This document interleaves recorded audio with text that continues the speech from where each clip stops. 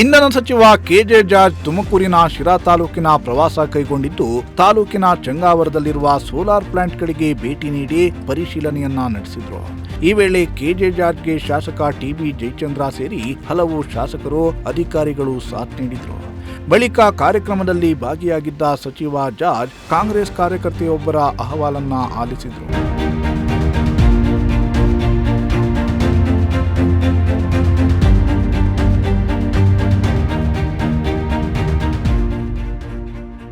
ಸಚಿವ K J George ಸಚಿವ ಸಂಪುಟ ಪುನರ್ರಚನೆ ಬಗ್ಗೆ ಸುಳಿವು ನೀಡಿದ್ದಾರೆ.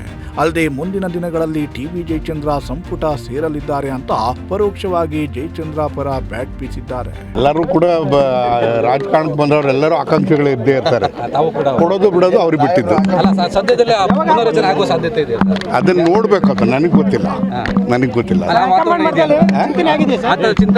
ಸದ್ಯಕ್ಕೆ ನನಗೆ ಗೊತ್ತಿರೋ ಮಟ್ಟಕ್ಕೆ ಏನಿಲ್ಲ. ಈಗ ಅಸೆಂಬ್ಲಿ ಮುಗಿದಿದೆ, ಇನ್ನು ಮುಂದೆ ಏನೇನಾಗುತ್ತೋ ನೋಡ್ಬೇಕು.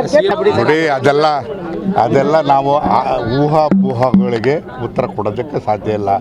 ಇದೆಲ್ಲ ವರಿಷ್ಠರು ತೀರ್ಮಾನ ಮಾಡ್ತಾರೆ. ವರಿಷ್ಠರು